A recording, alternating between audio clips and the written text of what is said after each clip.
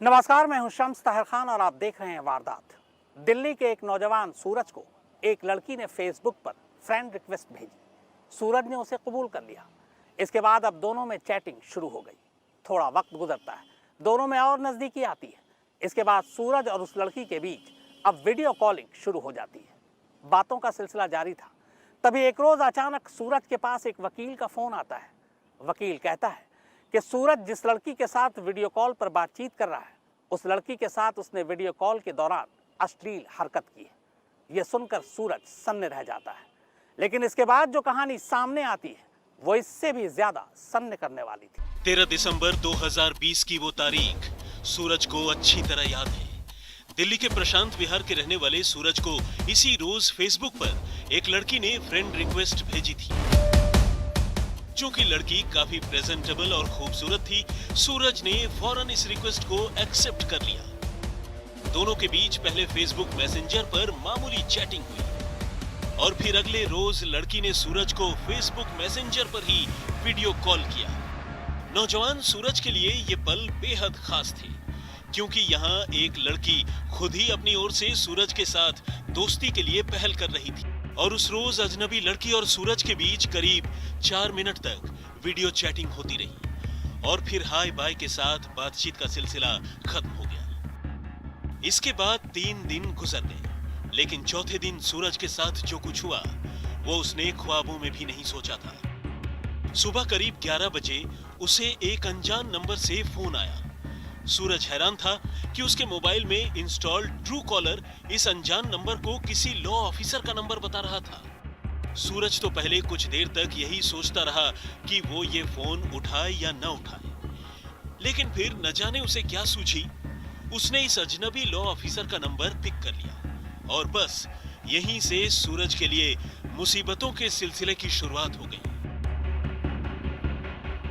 Law officer ने छूटते ही सूरज से उसका नाम पता कंफर्म किया और उसे सुधर जाने की चेतावनी दी। सूरज हैरान था कि आखिर उसने ऐसा क्या कर दिया कि वो अजनबी उसे यूं बुरी तरह हड़का रहा था। लेकिन लॉ ऑफिसर ने कुछ देर तक पहेलियां बुझाने के बाद सूरज से कहा कि 17 दिसंबर को उसने अपनी नई फेसबुक फ्रेंड के साथ जो कुछ किया है वो उसे जेल भी भिजवा सकता है और उसकी बेइज्जती भी तय है।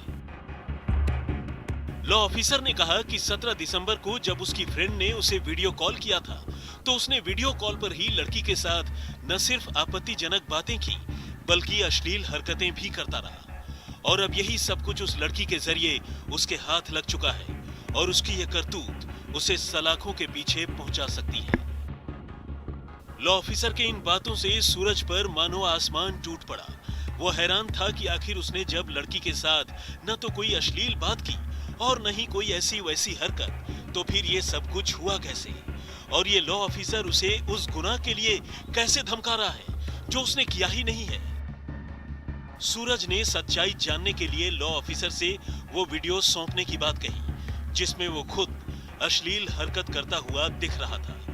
अगले ही पल वीडियो उसके पास था और सूरज इस वीडियो से एक बार फिर हैरान था कि इस वीडियो में वाकई उसकी कुछ ऐसी तस्वीरें कैद थी जो उसकी हो ही नहीं सकती थी और ये वीडियो वाकई अश्लील थी, लेकिन खुद उसी की लग रही थी।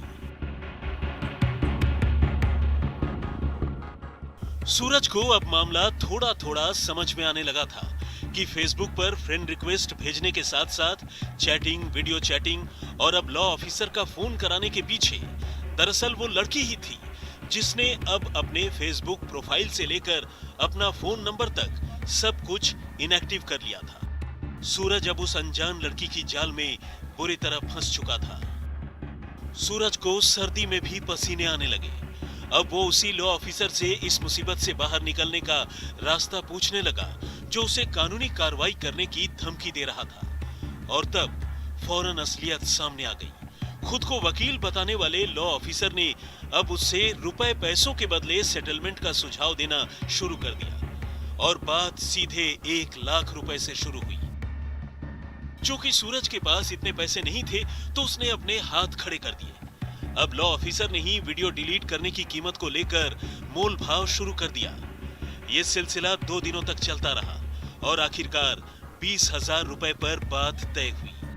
पहली किश्त के तौर पर सूरज ने 10,000 रुपए चुका भी दिए। सूरज के फेसबुक पर जब एक खूबसूरत लड़की की तरफ से फ्रेंड रिक्वेस्ट आई तो वो खुश हो गया। बिना पहचाने, बिना कुछ सोचे उसने उस फ्रेंड रिक्वेस्ट को एक्सेप्ट कर लिया। उसे और खुशी तब हुई जब उसने मैसेज भेजा और उसके बाद दोनों के बीच चैटिंग शुरू हो गई। लेकिन एक दिन तो हद ही हो गई जब वीडियो कॉल आया और सूरज बहुत खुश हो गया। लेकिन तब तक उसे ये नहीं पता था कि वो एक बहुत बड़े गिरोह के जाल में फंसने वाला है।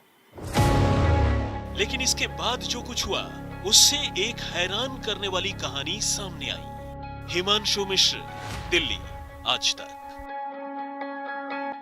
अब सूरज फर्जी वीडियो कॉलिंग की वजह से लगातार ब्लैकमेलिंग का शिकार हो रहा था।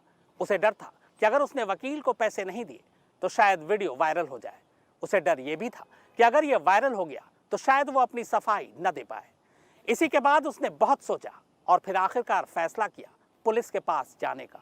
जब वो पुलिस के पास पहुंचा तब जांच के बाद जो कहानी सामने आई वो कहानी हैरान करने वाली थी। अगले दिन उस वकील ने फिर से सूरज को फोन किया, लेकिन हैरान करने वाली बात यह थी कि वकील अब भी 20,000 रुपए की मांग पर अड़ा था, जबकि सूरज ने उसे सेटलमेंट की पहली किश्त के तौर पर 10,000 रुपए चुका दिए थे और इस हिसाब से उसे अब 10,000 रुपए और चुकाने थे। सूरज को शक तो पहले ही था। अब वकील की बातों से उसे यकीन हो गया और उसने पुलिस के पास जाने का फैसला किया। सूरज ने दिल्ली पुलिस की साइबर सेल को अपने साथ हुए धोखे की पूरी कहानी बताई और ये भी बताया कि कैसे किसी तरह की अश्लील हरकत किए बिना उसे एक लड़की और उसका तथाकथित वकील उसका अश्लील वीडियो पास होने की बात कहकर उसे ब्लैकमेल कर रहा है। दिल्ली पुलिस की साइबर सेल के लिए भी ये मामला थोड़ा नए किस्म का था। सो डीसीपी साइबर सेल अनियेश रॉय ने अपने तेज तर्रार अफसरों की टीम को इस मामले की जांच के लिए लगाया। जांच कर रही पुलिस ने पहले आईपी एड्रेस के जरिए उस डिवाइस का पता किया जिससे लड़की ने सूरज को फ्रेंड रिक्वेस्ट भेजी थी और फिर अलग अलग IMEI नंबरों और फोन नंबरों के जरिए पुलिस ने एक एक कर कई लोगों को ट्रैक किया।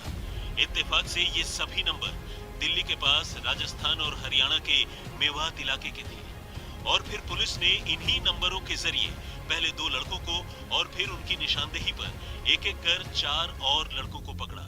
जी हाँ, सिर्फ और सिर्फ लड़कों को, लड़की को नहीं।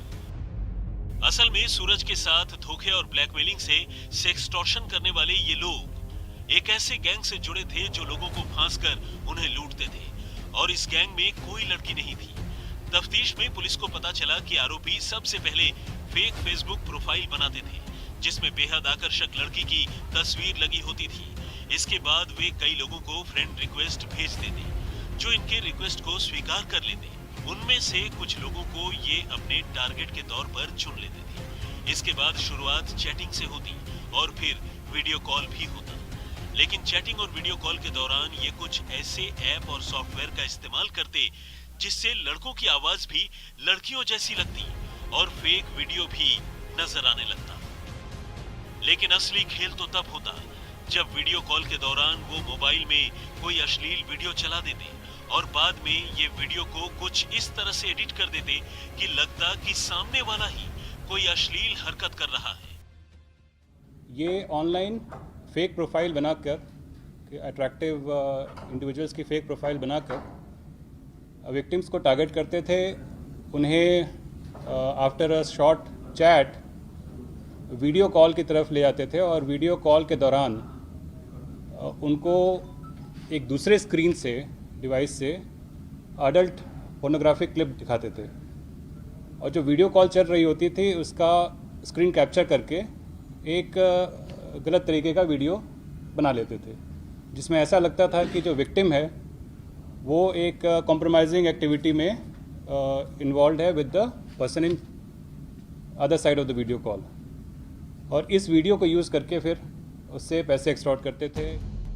जब शिकार इस गैंग की जाल में फंस जाता तो शुरू होता ब्लैकमेलिंग का खेल। ये बदमाश इतने शातिर थे कि वो अपने कुछ एक मोबाइल नंबरों को लॉ ऑफिसर के नाम पर ही सेव कर लेते जिससे ट्रू कॉलर में भी ये नंबर लॉ ऑफिसर के तौर पर डिस्प्ले होने लगते और बाद में इन्हीं नंबरों से अपने शिकार को फोन कर उन्हें कानूनी कार्रवाई की धमकी देकर उन्हें ब्लैकमेल करने लगते। सूरज की शिकायत पर मामले की जांच कर रही पुलिस ने एक-एक कर 6 बदमाशों को गिरफ्तार किया। इन बदमाशों के पास से पुलिस ने 17 मोबाइल फोन बरामद किए और 40 अश्लील वीडियो क्लिप भी पुलिस के हाथ लगे।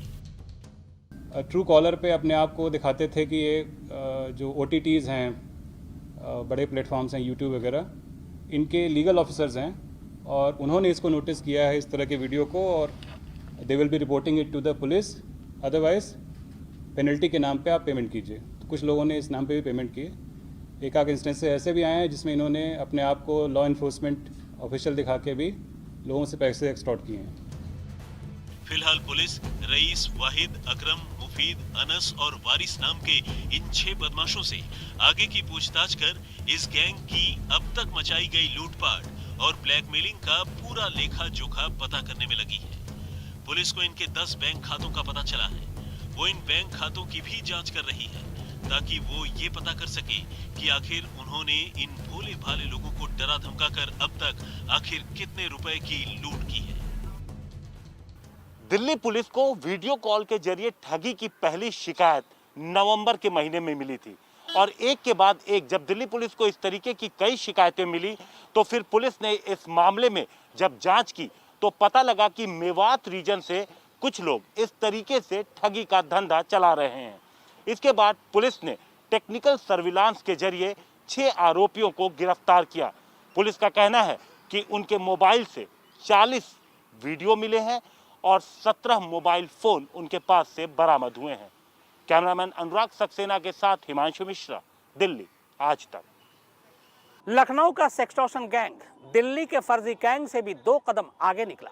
कम से कम दिल्ली का फर्जी गैंग फर्जी वीडियो के नाम पर लोगों को ब्लैकमेल कर रहा था, लेकिन लखनऊ का सेक्सटॉर्शन गैंग बाकायदा लोगों को फंसाता था और वो भी वीडियो के जरिए। और इस गैंग में कई लड़कियां शामिल थी। पेश है पूरी कहानी।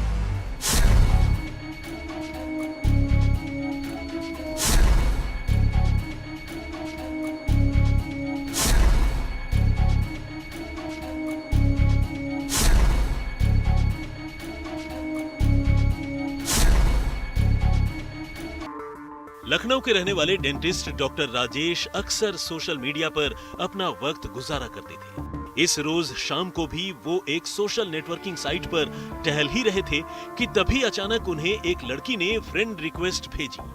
नाम था सना उर्फ तबस्सुम। तीखे नए नक्श और खूबसूरत अपीयरेंस वाली सना की फ्रेंड रिक्वेस्ट देखकर डॉक्टर राजेश ने उसे एक्सेप्ट करने में जरा भी देर नहीं की और इस तरह पहले वर्चुअल वर्ल्ड में दोनों की दोस्ती हुई और फिर फोन नंबर एक्सचेंज हुआ और तब हकीकत में दोनों एक दूसरे से चैटिंग करने लगे।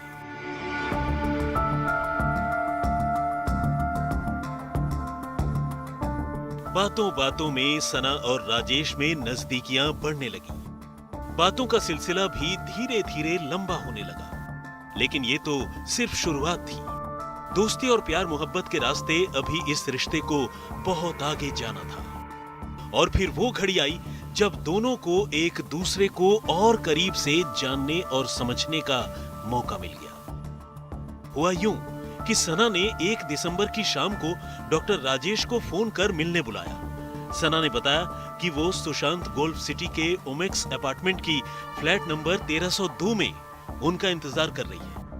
जब डॉक्टर राजेश ने वहां किसी और के होने और न होने को लेकर सना से पूछा तो सना ने हंसते हुए जवाब दिया कि उन्हें घबराने की जरूरत नहीं है, वहां उसके अलावा सिर्फ उसकी छोटी बहन कहकशां है और खुद कहकशां भी उनसे मिलना चाहती है।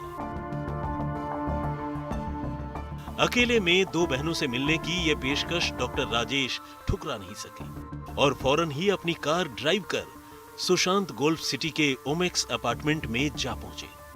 दरवाजे की घंटी बजी और सना ने मुस्कुराते हुए उनका स्वागत किया।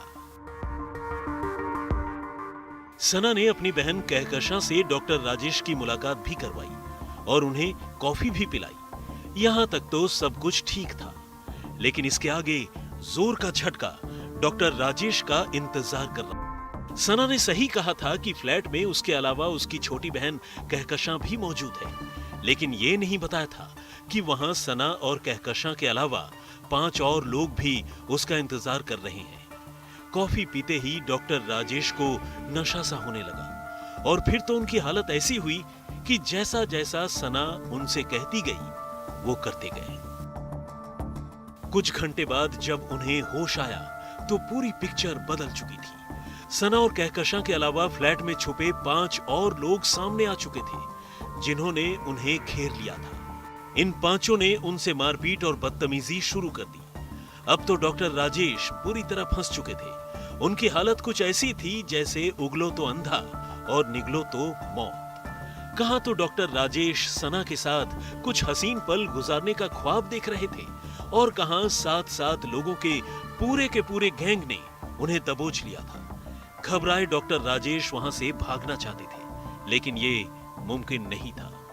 मगर असली धोखा तो अभी बाकी था।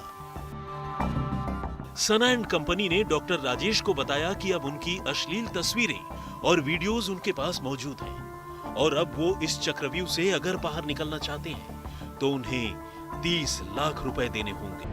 असल में